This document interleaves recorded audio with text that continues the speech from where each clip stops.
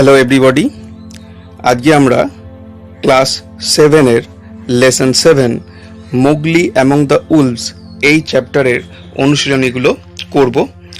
তোমরা আমার এই ভিডিওটা টোটাল দেখো এবং যারা এখনও আমার এই চ্যানেলটিকে সাবস্ক্রাইব করোনি তারা অবশ্যই এই চ্যানেলটিকে সাবস্ক্রাইব করে নেবে, যাতে আগামী ভিডিওর নোটিফিকেশনগুলো তোমরা সরাসরি পেতে পারো। চলে আসছি আমরা সরাসরি অ্যাক্টিভিটি 1, ইউনিট 1-এর অ্যাক্টিভিটি 1। বলা আছে choose the correct answer from the given alternatives, অর্থাৎ নিচে যে অল্টারনেটিভগুলো দেওয়া রয়েছে 3টে করে অপশন, সেই অপশনগুলোর থেকে সঠিক উত্তরটিকে বেছে নিতে হবে। প্রথমটা বলা হয়েছে father wolf woke up at, father Wolf কখন জেগে উঠলেন? এটার অ্যান্সার হবে অ্যান্সার 2, এই অপশন 2 7 o'clock, অর্থাৎ সকাল 7টার সময়। Question B, Tabaqui was the name of a, Tabaqui কার নাম ছিল? এটার সঠিক উত্তর হবে option 1 jackal. Question number C, on that night the tiger had hunted a, সেই রাত্রে একটা বাঘটা কি শিকার করেছিল? অ্যান্সার হবে অপশন 1 ম্যান। এরপর চলে আসছি আমরা অ্যাক্টিভিটি 2-তে। এখানে বলা হয়েছে identify which of the following statements are true and which are false, give a supporting statement for each of your answer, অর্থাৎ কোনটা ট্রু বা কোনটা ফলস বলতে হবে এবং তার জন্য একটা করে সাপোর্টিং স্টেটমেন্ট দিতে হবে। প্রথমটা, father wolf woke up early in the morning, father Wolf খুব সকালবেলায় ঘুম থেকে উঠেছিল, এটা হচ্ছে ফলস। এর জন্য সাপোর্টিং স্টেটমেন্ট হলো father wolf woke up from his day's rest, অর্থাৎ সারা দিনের বিশ্রামের পর জেগে উঠেছিলেন। B, Indian wolves do not like jackals for their mischievous nature, ভারতীয় নেকড়েরা শেয়ালদের পছন্দ করে না তাদের অনিষ্টকারী স্বভাবের জন্যে। এই স্টেটমেন্টটা কিন্তু ট্রু। এর জন্য সাপোর্টিং স্টেটমেন্ট হলো the wolves of India despise Tabaqui because he runs about making mischief. এরপরে C, Tabaqui did not find any food at the wolves den, অর্থাৎ নেকড়েদের বাসায় তাবাকি কোনো খাবার খুঁজে পায়নি। এই স্টেটমেন্টটা ফলস। এর জন্য সাপোর্টিং স্টেটমেন্ট হলো হি scuttled to the back of the cave where he found the bone of a buck with some meat on it, অর্থাৎ তাবাকি দ্রুত গুহার পেছন দিকে গেল, সেখানে সে খুঁজে পেল একটা হরিণের হাড় যাতে কিছুটা মাংস লেগেছিল।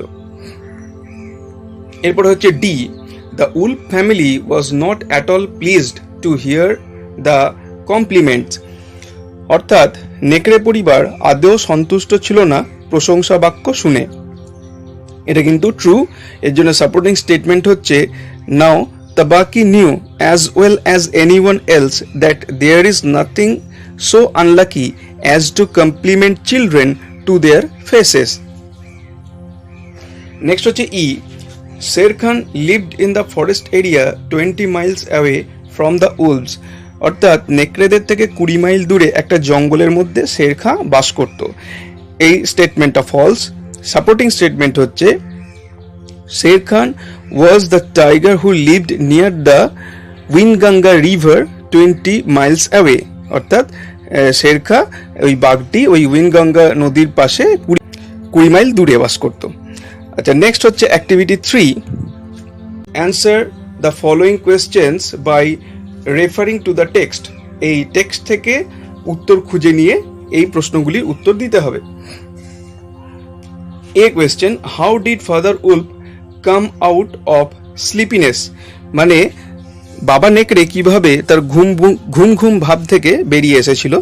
অ্যান্সার হচ্ছে Father Wolf scratched himself, yawned and spread out his paws one after the other, and in such ways he came out of his sleepiness, অর্থাৎ বাবা নেকড়ে নিজের গাটাকে চুলকালো, হাই তুললো এবং একের পর এক থাবাগুলোকে ছড়ালো, এইভাবেই সে তার ঘুম ভাব থেকে বেরিয়ে এলো। Question B, why are the animals scared of the jackal, কেন অন্য প্রাণীরা শেয়ালকে ভয় পেত? Answer: The animals are scared of Tabaki the jackal because more than anyone else in the jungle, he was apt to go mad and run through the forest, biting anything in his way.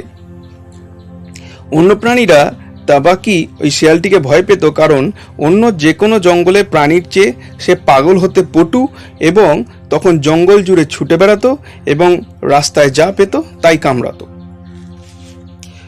Question C, what was the law of the jungle? অর্থাৎ জঙ্গলের নিয়ম বা আইন কি ছিল?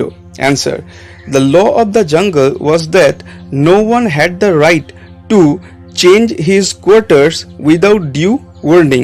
অর্থাৎ জঙ্গলের আইন ছিল যে কারুরই জায়গা পরিবর্তনের অধিকার নেই আগাম সতর্কীকরণ না দিয়ে, অর্থাৎ আগে থেকে না জানিয়ে কেউ তার বাসস্থান পরিবর্তন করতে পারবে না। Question D, why was Father Wolf angry on hearing the loud roar of the tiger? অর্থাৎ বাঘের জোর গর্জন শুনে বাবা নেকড়ে ক্রুদ্ধ হয়েছিল কেন?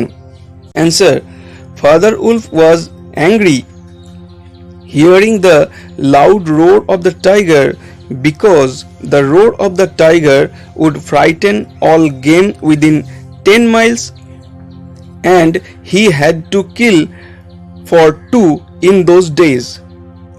অর্থাৎ বাঘের জোর গর্জন শুনে বাবা নেকড়ে ক্রুদ্ধ হয়েছিল কারণ 10 মাইলের মধ্যে যে সমস্ত শিকারযোগ্য প্রাণী আছে তাদেরকে বাঘের গর্জন ভয় পাইয়ে দেবে এবং নেকড়েকে ওই কদিনে 2টি শিকার করতে হবে। এরপরে চলে আসছি লেটস টক। এখানে বলা হচ্ছে sit in groups, discuss with your friends and tell the class about your favourite animal character. তোমার প্রিয় অ্যানিমাল ক্যারেক্টার নিয়ে তোমরা বন্ধুরা কথা বলো। The general habits of a jackal, অর্থাৎ একটা শেয়ালের সাধারণ হ্যাবিটগুলো কি হয়। How are the wolves different in nature in comparison to jackal, বা শেয়াল থেকে নেকড়েরা কেন আলাদা। চলে আসছি পরেরটায়, let's learn. Do you know that at Times we use a certain word to substitute a group of words? তোমরা কি জানো যে আমরা অনেক সময় অনেকগুলো ওয়ার্ডের পরিবর্তে একটি শব্দকে ব্যবহার করি? Process is called one word substitution. এই প্রসেসটিকে বলা হয় ওয়ান ওয়ার্ড সাবস্টিটিউশন, অর্থাৎ এক কথায় প্রকাশ।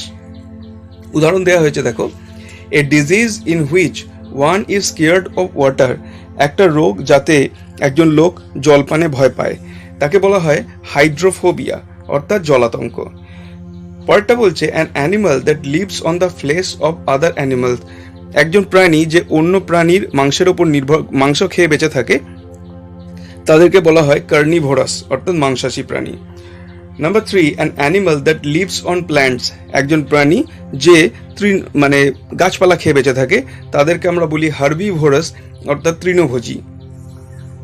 Next, one who eats no meat, fish or eggs. একজন ব্যক্তি বা একজন প্রাণী যে মাছ, মাংস, ডিম কিছুই খায় না তাদেরকে আমরা বলি ভেজিটেরিয়ান, অর্থাৎ নিরামিষাশী। One who feeds on fruits. একজন যে শুধু ফল খেয়ে বেঁচে থাকে তাকে আমরা বলি ফ্রুটারিয়ান, অর্থাৎ ফলাহারী। Next, one who writes novels, অর্থাৎ কোনো ব্যক্তি যিনি উপন্যাস লেখেন তাকে আমরা বলি নভেলিস্ট, অর্থাৎ ঔপন্যাসিক। ওয়ান হু রাইটস পোয়েট্রি, একজন যিনি কবিতা লেখেন তাকে আমরা বলি poet. A lover of animals, একজন ব্যক্তি যিনি প্রাণীদের ভালোবাসেন তাদেরকে আমরা বলি জুফিলিস্ট, অর্থাৎ পশুপ্রেমী। এইবার বলেছে তোমাদেরকে এরকম আরও 15টা শব্দ খুঁজে বার করতে হবে যেগুলো আর কি অনেকগুলো শব্দের ওয়ান ওয়ার্ড সাবস্টিটিউশন। এটা তোমরা নিজেরা করবে। এবার চলে আসছি আমরা ইউনিট 2 এর যে কোয়েশ্চেন অ্যান্সার সেইখানে। অ্যাক্টিভিটি 4। অ্যাক্টিভিটি 4-এ বলা হয়েছে, একটাই মাত্র এমসিকিউ আছে।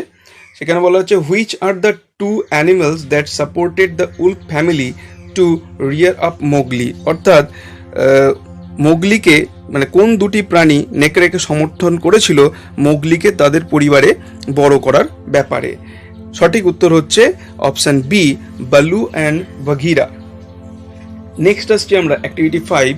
এখানে দেওয়া হয়েছে কজ এফেক্ট। কজ দেয়া আছে এফেক্ট লিখতে হবে বা এফেক্ট দেয়া আছে কজ লিখতে হবে। প্রথমটা দেয়া রয়েছে the tiger jumped into the camp fire, অর্থাৎ বাঘটি তাঁবুতে তৈরি আগুনে ঝাঁপ দিয়েছিল।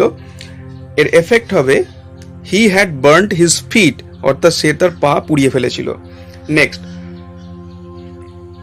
Moonlight was blocked at the mouth of the cave, অর্থাৎ গুহার মুখে পড়া চাঁদের আলো আটকে গেল। এর কজ কি? Shere Khan's great square head and shoulders were thrust into the entrance of the cave, অর্থাৎ শের খায়ের বিশাল চৌকো মাথা এবং কাঁধ প্রবেশ করলো গুহার মুখে। Mother wolf would fight to death, অর্থাৎ মা নেকড়ে আমৃত্যু লড়াই চালাবে। এর এফেক্ট হচ্ছে the tiger backed out of the cave mouth growling, অর্থাৎ গুহার মুখ থেকে বাঘটি গর্জন করতে করতে পিছু হটেছিল। এইবার আমরা চলে আসছি অ্যাক্টিভিটি 6-এ। Complete the following sentences. বলা আছে father wolf heard Shere Khan, পরের অংশটা লিখতে হবে মাটারিং অ্যান্ড মাম্বলিং স্যাভেজলি, অর্থাৎ বাবা নেকড়ে শুনতে পেল যে শের খা হিংস্রভাবে কিসব বিড়বিড় করছে। Shere Khan was unable to face the challenge of mother wolf because, পরের অংশটা হবে she had all the advantage of the home ground and she would fight to the death, অর্থাৎ শের খা মা নেকড়ে চ্যালেঞ্জের মুখোমুখি হতে অসমর্থ ছিল, কারণ মা নেকড়ের কাছে নিজের ভূমির সমস্ত সুবিধা ছিল এবং সে আমৃত্যু লড়াই চালিয়ে যেত। সি, দ্য ভয়েস অফ বাগিরা ওয়াজ, পরের অংশটা হবে as soft as wild honey dripping from a tree, অর্থাৎ বাঘিরার গলার স্বর ছিল গাছ থেকে পড়া বন্য মধুর মতোই নরম। Next, when the man cub will grow up, পরের অংশটা হবে he may make a better sport for the wolves, অর্থাৎ যখন মানুষের বাচ্চাটি বড় হবে তখন নেকড়েদের জন্য ও অনেক ভালো খেলার সঙ্গী হতে পারবে। নেক্সট আসছি activity 7, answer the following questions by referring to the text, অর্থাৎ টেক্সট থেকে ক্লু নিয়ে আমাদেরকে এই অ্যান্সারগুলোকে কমপ্লিট করতে হবে। What was the most wonderful thing in the world, পৃথিবীর মধ্যে সব থেকে বিস্ময়কর জিনিস কি? Answer, the most wonderful thing in the world was seen by the father wolf when a man's cub appeared in front of him from the bush, অর্থাৎ বাবা নেকড়ে পৃথিবীর সব থেকে বিস্ময়কর জিনিস দেখেছিলেন যখন ঝোপের আড়াল থেকে একটি মানুষের বাচ্চা তার সামনে এসে হাজির হয়েছিল। Next, describe the brown baby as he came to the wolf's den, ওই বাদামি শিশুটির বর্ণনা দাও যে নেকড়ের বাসায় এসেছিল। অ্যান্সার হলো the brown baby was actually a man's cub, surprisingly altogether without hair and never seen such by the wolves family, অর্থাৎ বাদামি শিশুটি ছিল আসলে একটি মানুষের বাচ্চা এবং বিস্ময়করভাবে কোনো লোম ছাড়া, এবং নেকড়ের পরিবার এই রকম আগে কখনো দেখেনি। Next, where were the parents of the man cub, অর্থাৎ ওই মানুষের বাচ্চাটির বাবা মা কোথায় ছিল? অ্যান্সার হচ্ছে the parents of the man's cub had run off, অর্থাৎ ওই মানুষের বাচ্চাটির বাবা মা পালিয়ে গিয়েছিল। Next question, why did Shere Khan come to the den of the wolves, অর্থাৎ শের খান কেন নেকড়েদের বাসায় এসেছিল? Answer, Sher Khan came to the den of the wolves because a man's cub went that way and he was searching for him. Sher Khan নেকড়েদের বাসায় এসেছিল কারণ একটা মানুষের বাচ্চা ওই পথেই গিয়েছিল এবং সে ওই বাচ্চাটাকেই খুঁজছিল। Next, who was Akela? Give a description of Akela. Akela কে ছিল এবং আকেলার বর্ণনা দাও। Answer, Akela was the head of the pack of wolves. He was a great grey lone wolf who led the pack by strength and cunning, অর্থাৎ আকেলা ছিল নেকড়ে দলের প্রধান। সে ছিল এক বিশাল ধূসর নিঃসঙ্গ নেকড়ে যে তার শক্তি এবং চাতুর্য দিয়ে দল পরিচালনা করত। Next, why do you think Akela wanted the man cub to be in the wolf family? তোমার কেন মনে হয় যে আকেলা এই চেয়েছিল এই মানুষের বাচ্চাটি নেকড়েদের পরিবারেই মানুষ হোক? Answer, Akela wanted the man cub to be in the wolf family because he knew men and their cubs were very wise, so he might be a help in time. অর্থাৎ আকেলা মানুষের বাচ্চাটিকে নেকড়ের পরিবারে চেয়েছিল কারণ সে জানতো মানুষ এবং তার বাচ্চারা খুব বুদ্ধিমান, তারা প্রয়োজনে সাহায্য করতে পারে। নেক্সট আমরা চলে আসছি অ্যাক্টিভিটি 8। এখানে বলা আছে the following statement summarise the story of Mowgli but they are not in order, অর্থাৎ এগুলি জাম্বল আপ হয়ে রয়েছে। Put the numbers in the given brackets, ব্র্যাকেটের ভেতরে নাম্বার দিতে হবে। যে যে সেন্টেন্সগুলি ক্রোনোলজিক্যাল অর্ডারে যে নাম্বারটি পাবে আমি সরাসরি সেই নাম্বারটি তোমাদেরকে বলে দিচ্ছি। A, Mowgli was included in the wolf family, এটাকে যদি আমরা সাজাই তাহলে এটা 6 নম্বর সেন্টেন্স হবে, অর্থাৎ লাস্ট সেন্টেন্স হবে মোগলিকে নেকড়ে পরিবারের অন্তর্ভুক্ত করা হলো। বি এর দাগে যেটা আছে, father wolf was surprise to find a little boy in front of their den, বাবা নেকড়ে তাদের বাসার কাছে একটা ছোট্ট ছেলেকে দেখে অবাক হলো, সাজালে এটা হবে 1 নম্বর sentence. Next C, Bagheera also supported the demand of the father wolf, বাগিরাও বাবা নেকড়ের দাবিকে সমর্থন করলো, সাজালে এইটা হবে sentence number 5। Next, Shere Khan came to the den to hunt the boy, Shere Khan বাসায় এসেছিল ছেলেটিকে শিকার করতে, সাজানোর পরে এটা হবে সেন্টেন্স নাম্বার 2। নেক্সট ই, বালু gave his support to the wolf family, বালু ওই নেকড়ের পরিবারকে সমর্থন দিয়েছিল, সাজানোর পরে এটা হবে sentence number 4। F, father Wolf and mother Wolf refuse to part with the boy, বাবা এবং মা নেকড়ে ওই বাচ্চাটাকে ছেড়ে দিতে অস্বীকার করেছিল, সাজানোর পরে এটা হবে সেন্টেন্স নাম্বার 3। নেক্সট আসছি অ্যাক্টিভিটি 9-এ। Read units 1 and 2 and identify the words used in the text whose meanings are given below, অর্থাৎ তোমরা ইউনিট 1 এবং 2 এই দুটোকে পড়ো এবং পাঠ্য বিষয়ে ব্যবহৃত শব্দগুলি খোঁজো যার অর্থ নিচে দেয়া আছে। বেবি অফ উলভস, দ্য নেকড়ের বাচ্চা, নেকড়ের বাচ্চাকে এক কথায় বলা হয় কাব। ডোর ওয়ে, গুহামুখ বা দরজার সামনে, এটাকে বলা হয় mouth. Next, desire to heart, অর্থাৎ অনিষ্ট করার ইচ্ছা, এটাকে এক কথায় বলতে পারি আমরা মিসচিপ। Speaking in a way that is difficult to hear, অর্থাৎ এমনভাবে বলা যেটা শুনতে অসুবিধা হয়, এটার জন্য সাবস্টিটিউটিং ওয়ার্ড হচ্ছে মাটারিং, অর্থাৎ বিড়বিড় করা। নেক্সট আসছি আমরা let's learn. Study the following sentences carefully. He was as cunning as a jackal, as bold as the buffalo and as reckless as wounded elephant. আরেকটা সেন্টেন্স বলা হয়েছে, but he had a voice as soft as wild honey dripping from a tree. In this sentences the coloured words indicate comparison. উপরের বাক্যগুলিতে coloured word যেগুলি অন্য রঙের শব্দ রয়েছে সেগুলি কম্প্যারিজন অর্থাৎ তুলনা বোঝায়। In English we use adjectives not only for qualifying the noun but also to compare one noun or pronoun with the other. In the above sentences, the qualities of Bagheera are compared with a jackal, a buffalo, a wounded elephant, and honey dripping from a tree.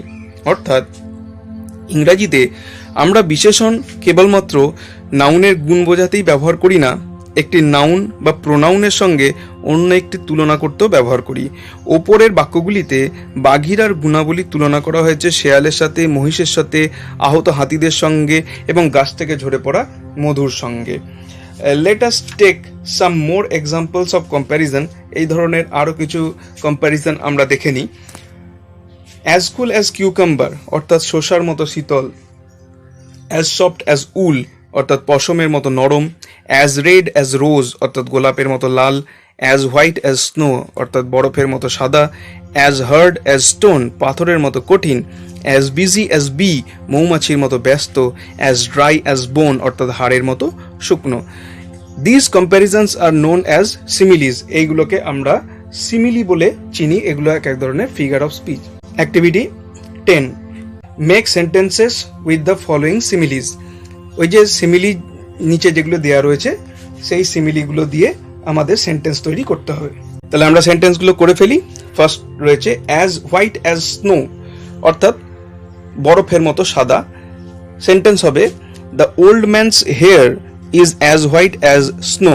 পরেরটা as red as rose.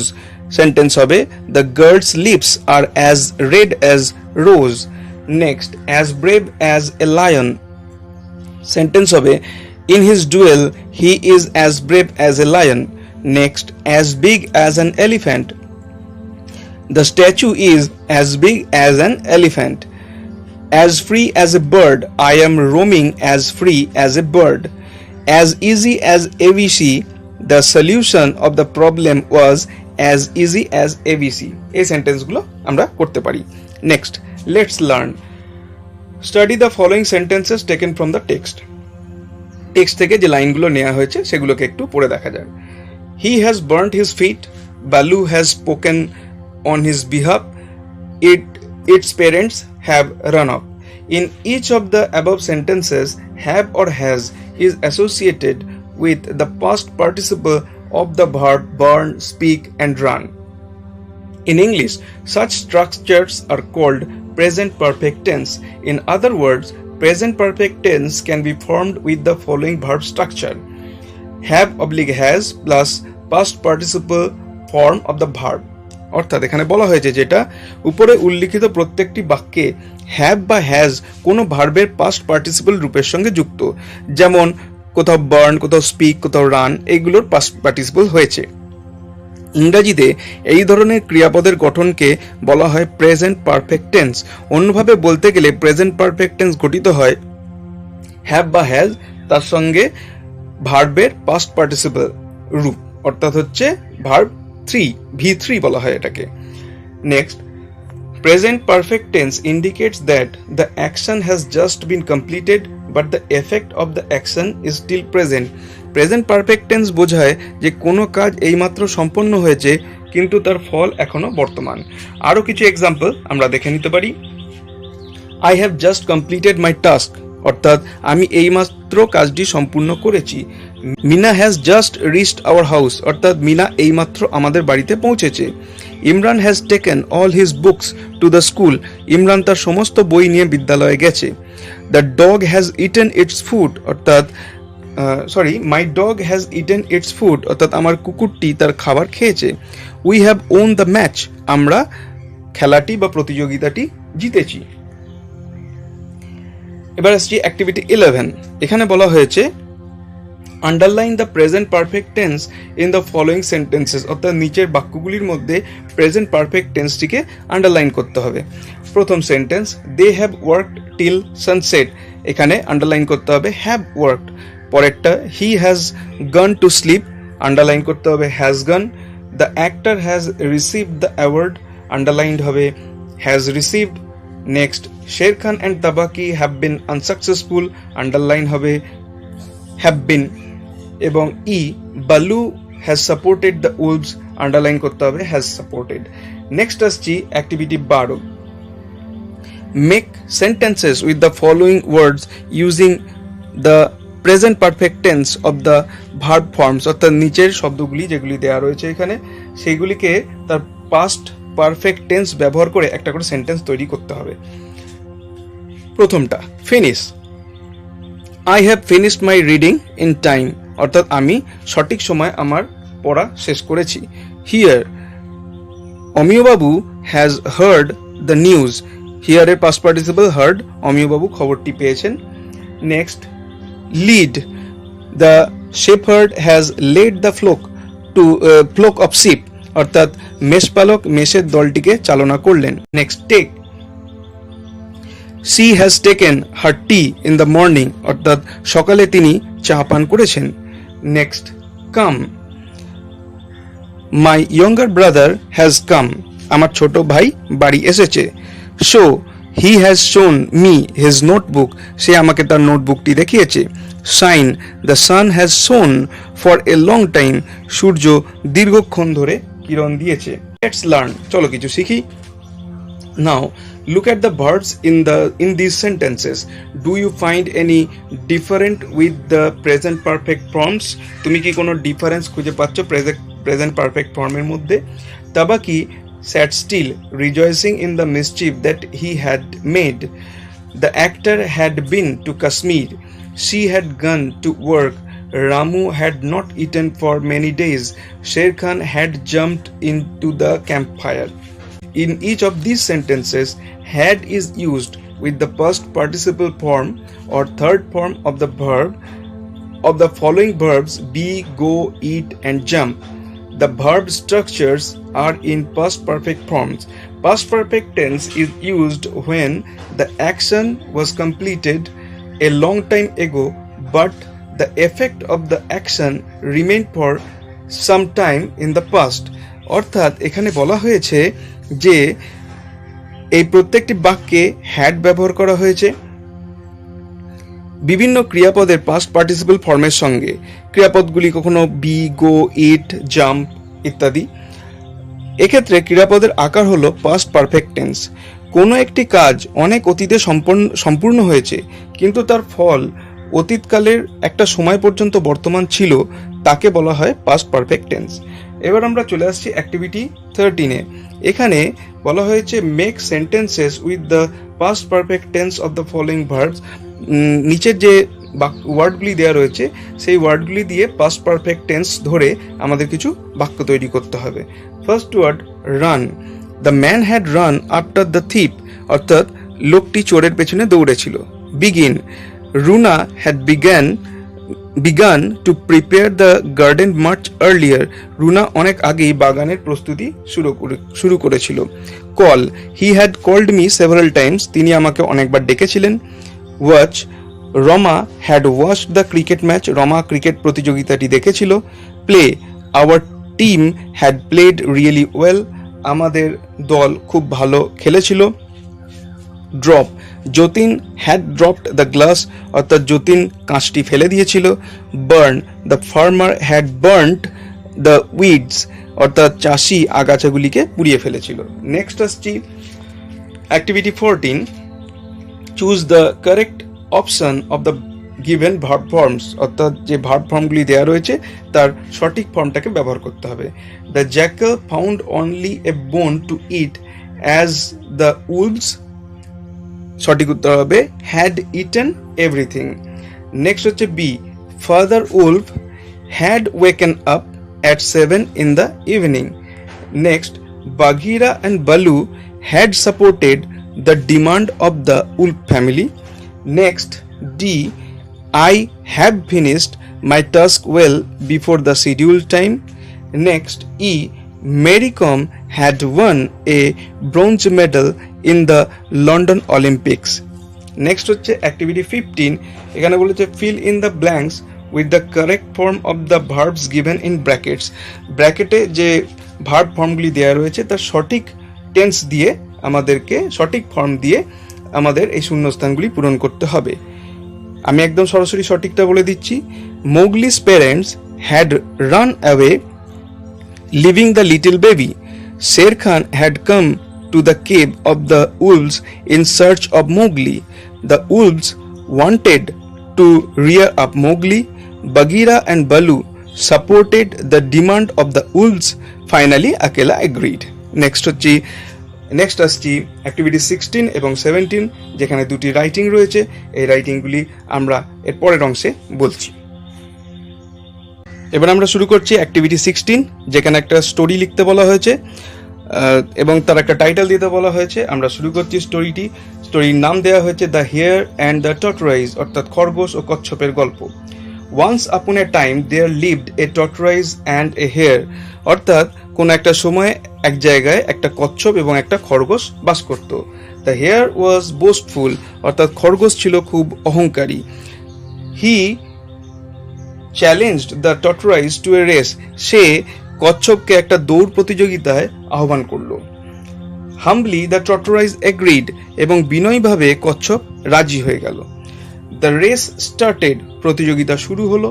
And the hare ran really faster than the tortoise, এবং খরগোশ প্রকৃতপক্ষেই কচ্ছপের থেকে অনেক দ্রুত দৌড়াতে লাগলো। After a certain time, the hare thought that he had made much advancement, so he could take some rest easily. কিছুক্ষণ পরে খরগোশ ভাবল যে সে তো অনেক এগিয়ে গেছে, তাই সহজেই সে কিছুক্ষণ বিশ্রাম নিয়ে নিতে পারে। He sat down under a tree and fell asleep. সে একটা গাছের নিচে বসে পড়ল এবং ঘুমিয়ে পড়ল। But the tortoise tried his level best with continued race. অর্থাৎ কচ্ছপ কিন্তু তার সর্বোচ্চ প্রচেষ্টা সহ দৌড় চালিয়ে গেল।